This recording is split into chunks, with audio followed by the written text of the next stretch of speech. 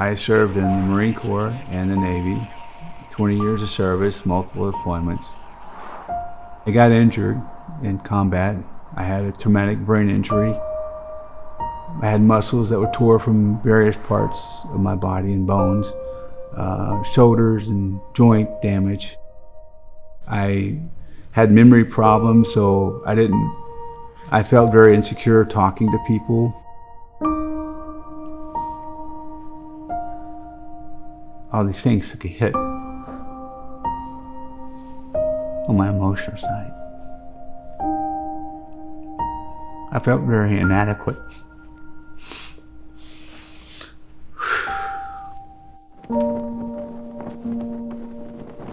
I spent 23 years in the Army. I retired as a first sergeant. Had about 15 deployments. So I spent most of my adult life deployed to one third world country or another. I have 6 children, so I wasn't going to school and PTAs and doing what you would expect people do when they first come home. At best, it was tumultuous, at best.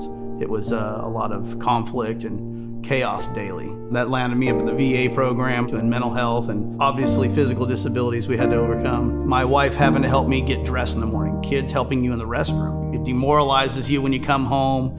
They expect you to be that Army guy that they see on the deployments and who they view their dad and husband as, and that reality is completely different when you come home. My self-esteem had bottomed out. I'd find myself in my room alone a lot. I became very withdrawn.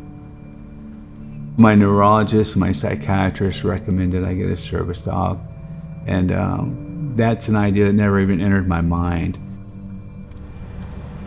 Hey, Aaron's already over there. And Chief's over there, Glory. I know you like Chief.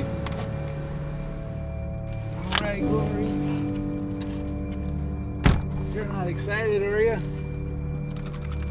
When I got the notice that I had been invited to the service dog graduation, I originally said no. Lori, the founder, shows up, knocks on my door, and she walked in, and Lori just looked at me and she says, "Aaron, there's a better way to live. I can get you back to being a dad and a husband if you're willing to come on over and take that first step." When it comes to graduation day, the work that goes into that day starts years before that ever happens. The veterans are selected based on the skills of each individual dogs.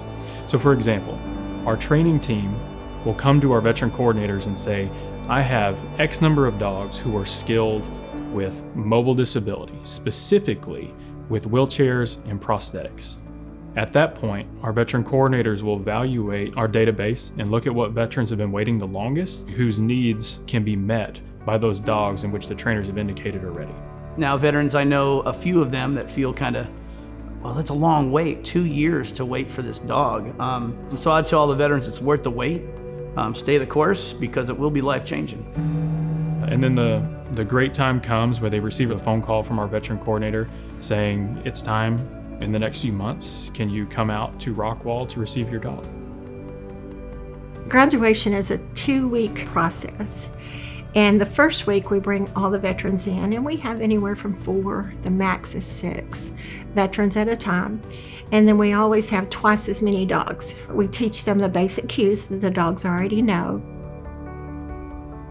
We go over about 40 cues the first week, and we run about 6 to 7 hours a day, giving them plenty of breaks in the middle. But what we're truly watching is the interaction between the dogs and the veterans. And then on the 5th day is the day we tell them which dog picked them. Jason, we've paired you with Apollo. We do let the dogs choose their veterans, and we want a dog that's going to bond with that veteran. So if a dog doesn't make it through one graduation and find their person, they'll go on to the next graduation.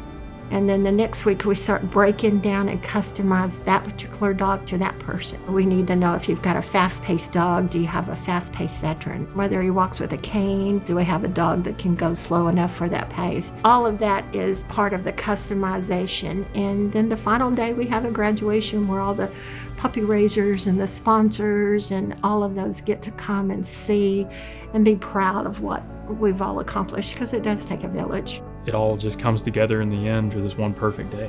David was matched with Jackson.